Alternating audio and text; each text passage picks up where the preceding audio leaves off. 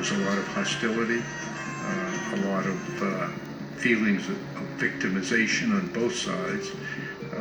The circumstances were not conducive to moving forward.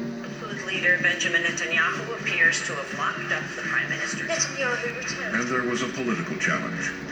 Israel elected a new prime minister. Now Barack Obama would have to deal with Bibi Netanyahu. Second term as prime minister. They are completely opposites because it's deep. It's not only a progressive and a conservative. Barack Obama has Martin Luther King. He has Nelson Mandela. The world is moving in the right direction, and his role is to accelerate that. And Netanyahu is profoundly a pessimist.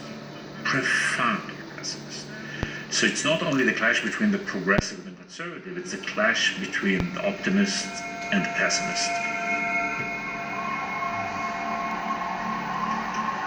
At the White House, the president's staff were anxious about Netanyahu's victory.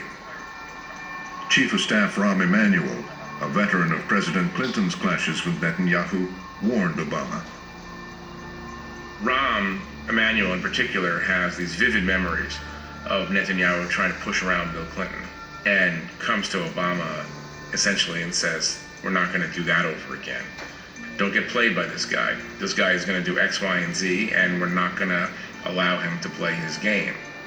And so there was an instinctive feeling that Bibi will never do what he needs to do unless you pressure him. And I think that was basically Rahm's attitude. At least it's the way I understood Rahm's attitude.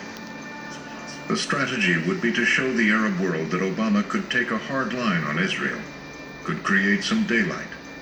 Well, that's the expression, the daylight, the imposing of daylight in the relationship. There's a belief that you win friends in the Arab world by distancing yourself from Israel.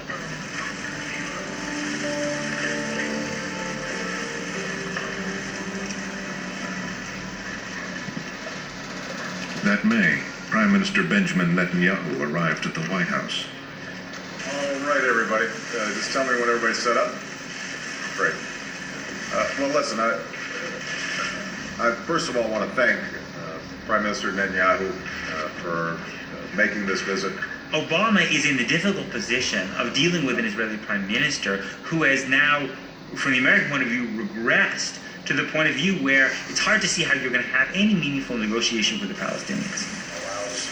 Obama insisted that Netanyahu stop the construction of Jewish settlements on lands captured in the '67 war, which were claimed by the Palestinians. It wasn't a request, it was a demand. And I think that this shocked Netanyahu, shocked the people around Netanyahu, and sort of gave proof to the people who had been whispering in Netanyahu's ears that this guy's up to no good. A settlement freeze, a recurring demand of American presidents. But it was a deal breaker for the right flank of Netanyahu's fragile political coalition. The freeze notion was a difficult one. So it had a very sharp point, and it came at Israel in the first instance with a knife. Netanyahu is surprised by that and feels that, in a sense, he's kind of walked into a trap. Netanyahu found that outrageous. The Palestinians weren't doing anything as far as he was concerned, so why should he? So there was already some real scratchiness there over what Obama expected Israel to do and what Israel expected out of Obama. It will not be easy. It never has been easy. And in front of the press, Obama doubled down, making the demand in public. Saying publicly what I said privately, that settlements have to be stopped in order for us to move forward. That's a difficult issue. I recognize that. But it's an important one, and it has to be addressed. For Netanyahu, his first meeting with the president couldn't have gone worse. I think Netanyahu recognized in Obama suddenly a person who was hell-bent on setting up a Palestinian state. And I remember him coming back from his first meeting with President Obama. Something that tells him that it's going to be a different president.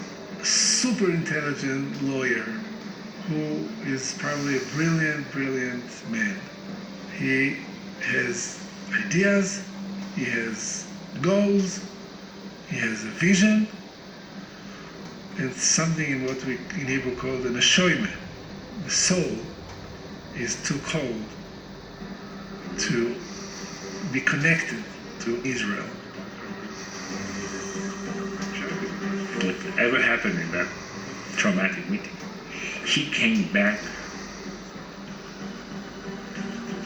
angry, suspicious, hostile, and he came back from Washington feeling that he is at war, that he is under siege.